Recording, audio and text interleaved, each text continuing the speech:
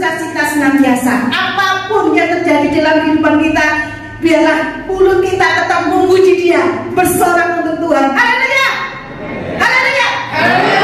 Mari kita serukan, mari serukan.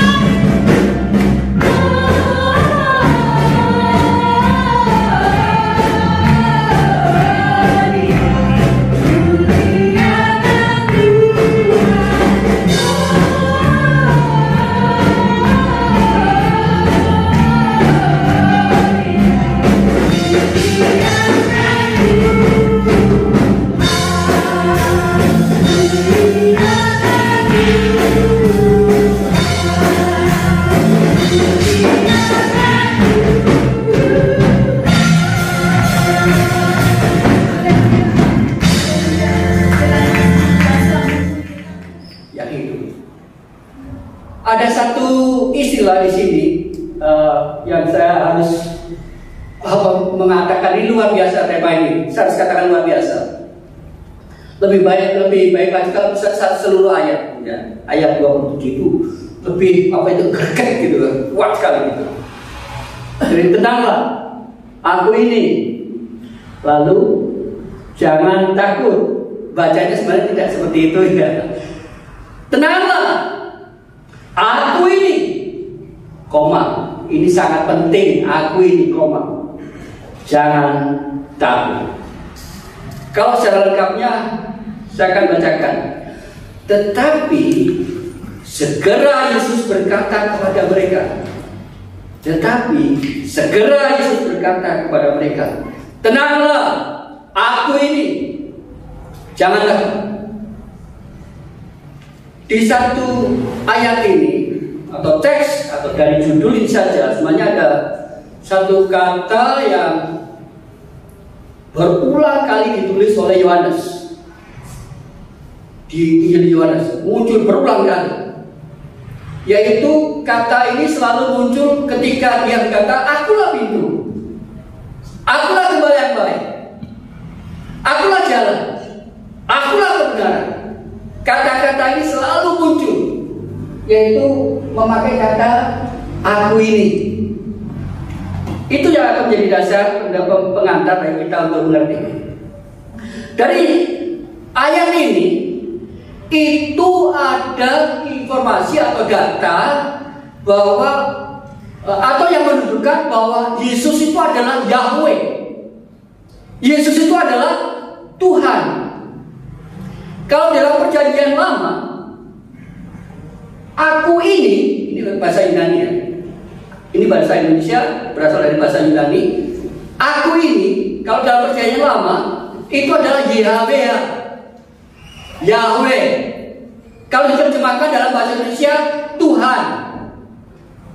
Jadi Allah Elohim yang Maha Kuasa itu, ketika dia turun menyapa manusia, bersama dengan manusia, dia menyebut dirinya Yahweh.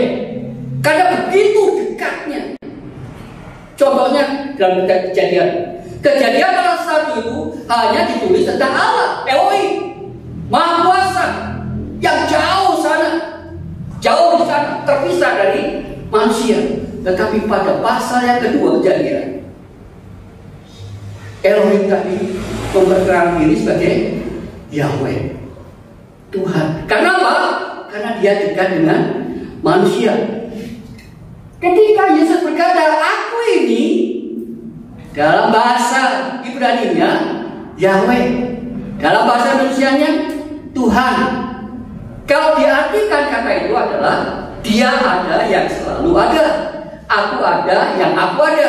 Artinya bahwa dia itu adalah sosok yang selalu ada dan tidak pernah menjadi tidak pernah dia disebabkan oleh sesuatu. Saya disebabkan oleh orang tua saya ada. Saya ada karena disebabkan oleh orang tua saya. Kita ada oleh karena disebabkan oleh orang tua kita. Tetapi ketika aku ini kata dipakai, itu artinya bahwa aku yang selalu ada. Dari sinilah kita akan belajar lebih lanjut apa yang dimaksud dengan mengapa Yesus berkata, dan pengaruhnya sangat besar loh ya. Kenapa aku ini? Jangan takut. Kalau kita lihat dalam cerita ini kira-kira seperti ini. Mereka pergi menyeberang danau Galilea, kira-kira 6 jam atau 7 jam. Kemudian mereka diterjang badai sakal. Maksud itu angin dari sebelah kiri. Kalau misalnya dilihat dari peta ya, angin sakal. Kapal atau perahu ini diterjang oleh angin dari samping, bukan dari depan, bukan dari belakang. Kalau di belakang lebih cepat, kalau di depan dia terhadapi ombak. Tetapi kalau dari samping itu resiko terguling. Tetapi pada waktu itulah mereka dalam keadaan ketakutan, lalu mereka melihat hantu. Beberapa murid mengatakan begitu, hantu, itu hantu. Tapi Petrus mengatakan, bukan, itu Tuhan. Ada perbedaan mereka. Dan kemudian barulah mereka ngerti bahwa itu adalah bukan hantu tapi Tuhan. Dan kemudian mereka memperoleh pertolongan. Dan pada ayat 33 dikatakan begini, sesungguhnya engkau anak Allah. Lah, mulai nyambung sekarang. Sesungguhnya engkau anak Allah. Ayat 33 dikatakan bahwa mereka mengaku sambil menyembah Yesus, katanya, sesungguhnya engkau anak Allah. Aletos, Theo, Huios. Dalam bahasa Yunani yang seperti, sekarang aku tahu, ternyata engkau adalah Yahweh itu yang sekarang ada bersama dengan saya. Engkau adalah Tuhan itu, Tuhan yang dikenal oleh Musa itu ya, ketika di Gunung Sinai, yang menampakkan diri dalam bentuk api belukar yang menyala itu. Dan kemudian dialah yang saat itu bersama dengan para murid. Ya, ceritanya kira-kira seperti itu, latar belakangnya. Baiklah, Saya akan menjelaskan satu-satu. Dari tema ini, tenanglah, aku ini, jangan takut. Atau dari teks Matius pasal 14 ayat 27 ini, kita menemukan ada dua perenungan. Saya mengajak saudara untuk memakai kata perenungan. Itu artinya saya harap kebenaran yang saya sampaikan atau saya beritakan dari Matius pasal 14 ayat 27 ini adalah jangan sampai perenungan itu berhenti ketika saudara mendengar. Perenungan itu berarti melangkah lebih jauh lagi. Kita bisa mendengar, kita bisa membaca, kita bisa mengerti, kita bisa merenungkan, siap-siap untuk melakukan. Dulu ya, kalau kita sekolah minggu diajarin begitu ya.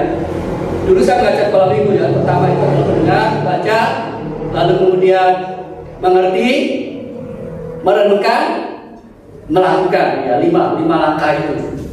Seperti saya memegang sesuatu di sini atau memegang Alkitab itu, saya tidak bisa hanya memakai satu jari saja, tapi harus seluruh jari. Jadi apa yang saudara dengar pada saat ini, marilah kita merenungkan dan kemudian kita siap melakukan. Kita hidup di dalam kehidupan kita hari lepas hari. Perenungan yang pertama adalah kemalangan sesuatu yang dulu bisa kita alami, bisa saudara alami meskipun saudara mengikuti perintah Tuhan Yesus.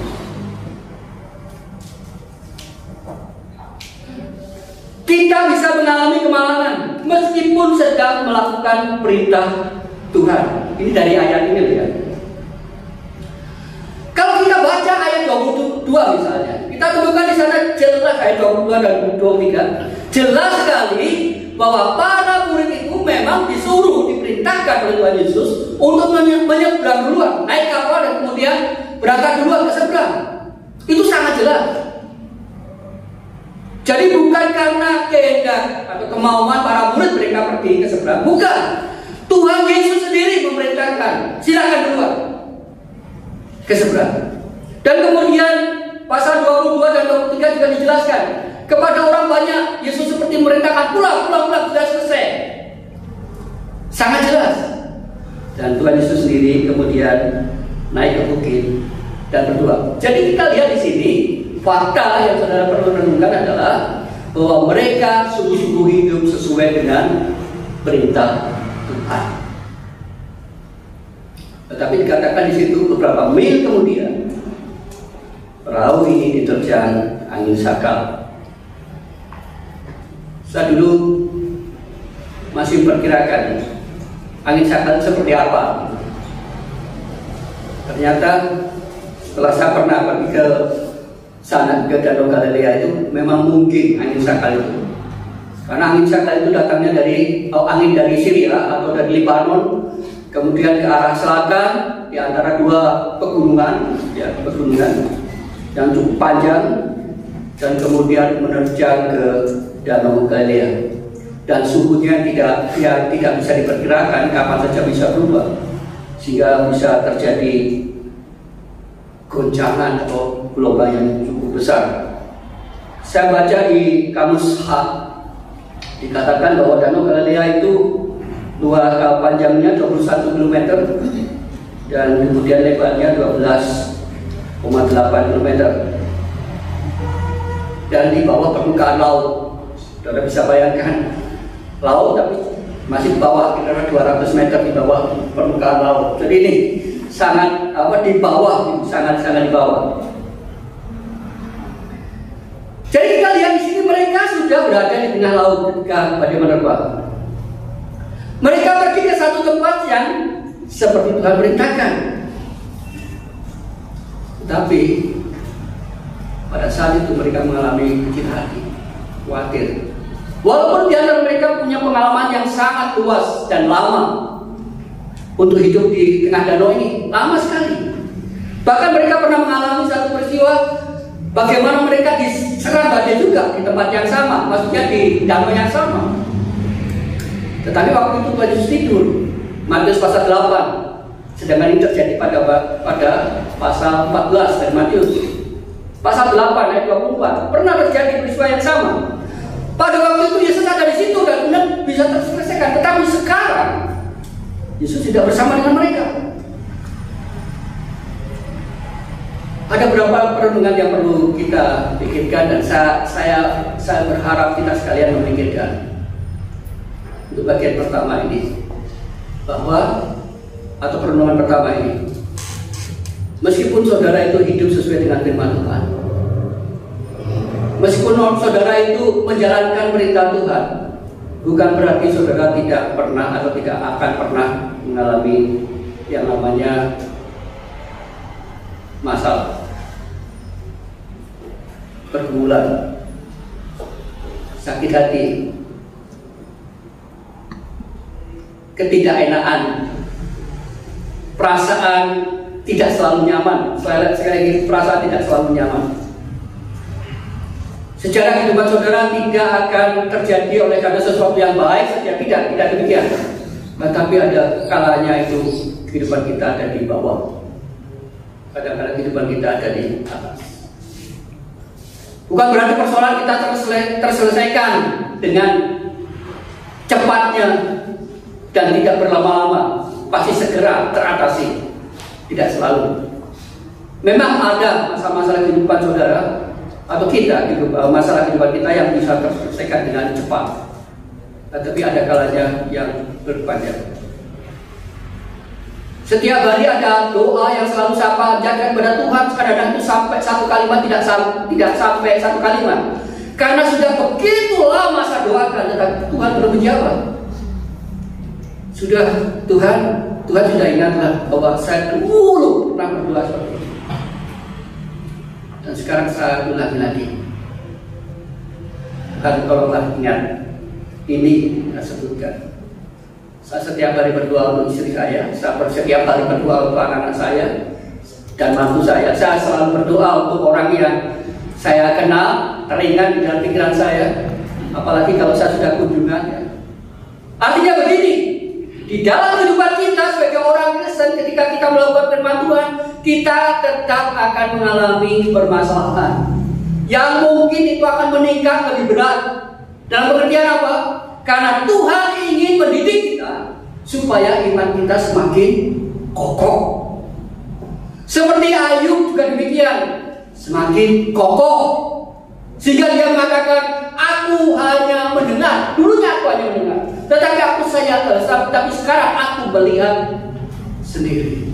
Seringkali Tuhan itu mau mengangkat, meningkatkan kualitas iman kita dengan melalui pencobaan, tantangan, ujian yang berat.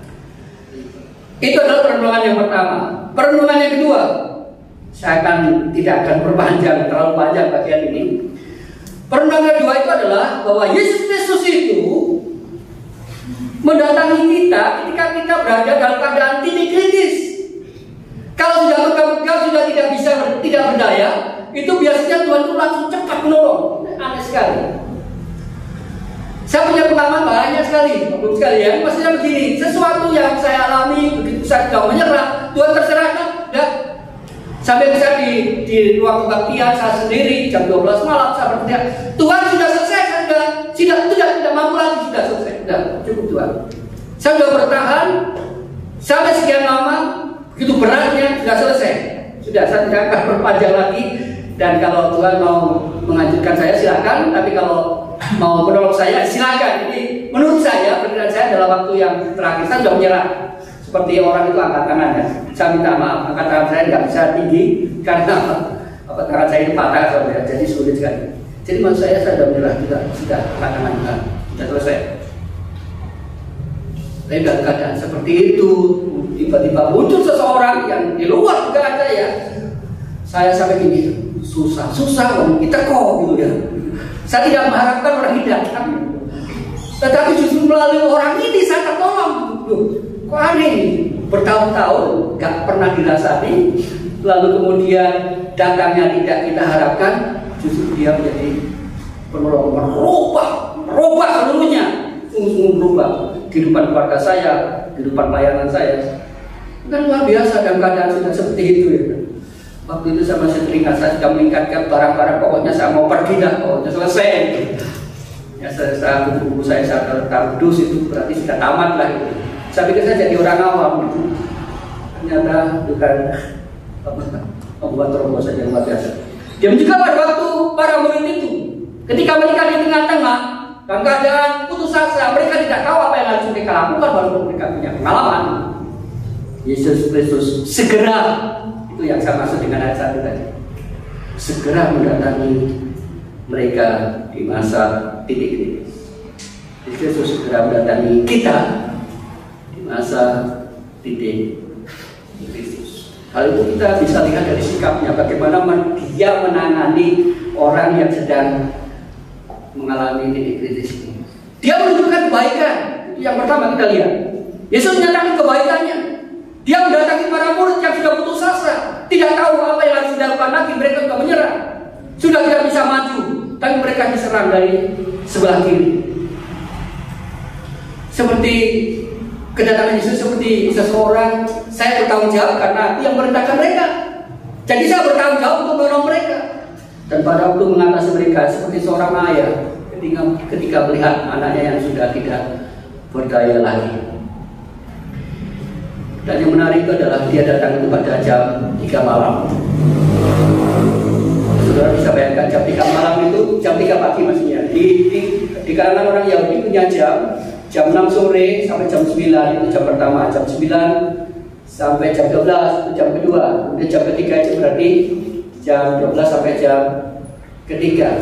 Di sini disebutkan jam ketiga itu berarti sudah di atas atau di batas masa paling lemah mereka, sudah tidak berdaya lagi. Disuruh maju pun mereka sudah tidak mungkin. Tapi pada saat itulah Tuhan Yesus datang. Pernah di Keluaran ya, di Keluaran pasal 14 itu dikatakan bahwa bangsa Israel ketika menyeberang Laut Teberau itu, Laut Merah itu dimulai sore hari menjelang maghrib sampai jam 3 pagi mereka seakan-akan sudah tidak berdaya lagi. Tetapi kekuatan justru lebih hebat ketika jam 3 pagi. Jam 3 pagi ini hebat sekali. Keluaran 14 ayat 24. Dan kita tahu bahwa Allah itu memang tidak pernah tidur, tidak pernah terlelap, dia tidak pernah ngantuk. Saudara mau berdoa kepada Tuhan jam berapa saja, Tuhan itu selalu siuman, sadar. Ada orang mengatakan, saya kalau jam 12 siang saya tidak mau berdoa, saya tidak mau mengikuti Tuhan. Kalau jam 12 itu banyak orang Kristen berdoa sehingga dia terlalu sibuk, sehingga dia tidak mau berdoa jam 12 siang katanya. Nah saya tanya itu, ini seorang bapak, saya tanya, jam 12 siang itu mengapa Tuhan kok terlalu sibuk? Di waktu itu kan jam makan itu, semua orang bisa berdoa. Maksudnya kira-kira jam itu gitu kan. Tapi saya mengatakan pada bapak ini, oh jangan begitu. 24 jam bagi Tuhan itu tidak ada sesuatu yang membuat dia ribet atau sibuk. Semua waktu tersedia bagi Tuhan untuk menolong kita. Amin. Saudara yang punya masalah, jangan tunggu nanti malam saya berdoa. Tidak, waktu saudara menghadapi masalah saat itu saudara bisa kasih kepada Tuhan. Dia bukan Allah yang terlelap tidur, bukan. Dia selalu siaga untuk menolong. Memang dia baik kepada kita. Kemudian kedua, kita lihat kuasanya. Kuasanya ini luar biasa loh ya. Orang berjalan di atas air, manusia berjalan di atas air. Hukum Allah yang seharusnya dia tenggelam, ternyata dia bisa berjalan. Hal itu didukung oleh firman Tuhan, dikatakan bahwa Tuhan itu bisa membuat air bak menjadi beku. Keluaran pasal 15 ayat 8 misalnya, Ayub itu mengatakan bahwa Tuhan itu bisa membuat gelombang itu menjadi jalan rata. Bukan masalah Tuhan itu berjalan di atas gelombang. Yesaya ketika mengingat perjalanan bangsa Israel menyeberang sungai, menyeberang laut itu dan sungai Yordan, dia berkata bahwa dia yang membuat laut yang dalam menjadi jalan supaya orang-orang diselamatkan dalam menyeberang. Yahweh, Tuhan yang sama ini juga yang membuat kapal itu mengapung peristiwa Elisa.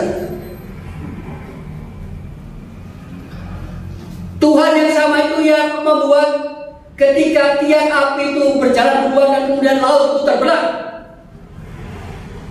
Sampai-sampai Pemazmur pasal 114 mengatakan, "Hei laut, kamu mau kemana? Bukankah Yahweh Tuhan itu sedang mau lewat." Karena Pemazmur mengingat perbuatan Tuhan yang begitu dahsyat, kuasanya yang luar biasa.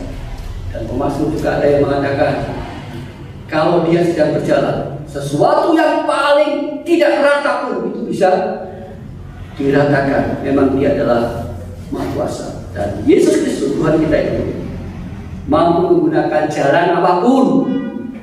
Walaupun sesuatu yang paling sulit dalam kehidupan saudara itu bisa dilaluinya untuk menolong saudara. Dan jangan lupa juga, dia bukan hanya menunjukkan kebaikan, bukan hanya menunjukkan kuasanya. Dan yang terakhir ini, yang bagian ketiga ini yang saya tertarik.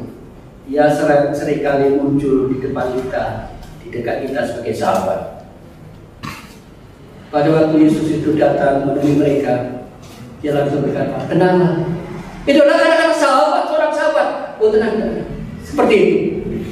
Dan kemudian, jangan takut, aku ada di sini, aku ini, Yahweh, Tuhan." Jadi ketika kata-kata itu disampaikan, mereka bingung. Sudah takut. Ada orang mengatakan Yahweh Tuhan, mereka bingung. Bagaimana itu bisa terjadi? Tetapi Yesus mengatakan, aku adalah sahabat, orang yang dekat dengan kamu. Aku ini, ego eimi dalam bahasa aslinya. Ego eimi, saya adalah aku itu. Jadi para murid itu langsung mengerti siapa yang dimaksud itu. Berarti ini adalah Yahweh yang dulu memperkenalkan diri pada Musa, kepada para nabi perjanjian lama. Sekarang itu bersama dengan kita. Dia tidak menakutkan, tapi membuat suasana menjadi berubah. Dan kehidupan kita juga demikian, Bapak sekalian. Mungkin saja orang-orang berkata, ini seperti saya tadi menceritakan, luar biasa COVID-19. Tapi ingat, sesuatu yang sangat penting. Ego eimi, aku ini, artinya bahwa Yahweh atau Tuhan itu adalah sahabat saudara. Amin. Dia tidak jauh dari saudara. Tuhan Yesus, terima kasih kesempatan yang indah pada pagi hari ini. Kami sangat percaya bahwa Tuhan yang sama, Tuhan yang dahulu menampakkan diri kepada Musa, itu juga yang akan datang kepada kami dan mengatakan tenang. Karena itu kami sangat percaya Tuhan, kami menyerahkan segala masalah kami ke depan, kami taruh di dalam tangan Tuhan, dan kami percaya Tuhan akan menolong kami. Tuhan, terima kasih. Berkati hamba-Mu yang sudah menaburkannya. Terima kasih Tuhan. Dalam nama Yesus kami bersyukur, berdoa, sudah menikmati kebenaran firman ini. Haleluya. Bapa, kami bersyukur buat kesempatan yang indah pada pagi hari ini. Tuhan, terima kasih buat firman-Mu. Tuhan, terima kasih buat semua yang dapat kami lakukan pada pagi hari ini. Tuhan, memberkati seluruh pelayan altar, Tuhan memberkati seluruh yang terlibat, Tuhan, singer, sound leader, Tuhan, semua soundman kami taruh dalam tangan Tuhan. Hamba Tuhan yang sudah menyampaikan kebenaran firman-Mu, Tuhan juga memberkati, Tuhan menyertai, berikan masa depan yang indah, makin hari makin indah. Tuhan memberikan kekuatan senantiasa. Terima kasih seluruh jemaat Tuhan juga kami taruh dalam tangan Tuhan. Ya Tuhan, pada pagi hari ini kami bersyukur dan turunkan belas kasih-Mu Tuhan. Mari saudara yang percaya mengangkat tangan untuk menerima berkat rohani. Jemaat yang dikasih Tuhan, turun berkat ilahi, turun belas kasih Tuhan. Biarlah kasih karunia Tuhan yang kami mengerti dalam nama Tuhan Yesus Kristus, damai sejahtera yang daripada Tuhanku melimpah buat semuanya sekarang dan sampai selama-lamanya. Tuhan menyertai kami semuanya. Dalam nama Yesus kami bersyukur, berdoa, dan menikmati kebenaran firman. Haleluya. Mari yang percaya katakan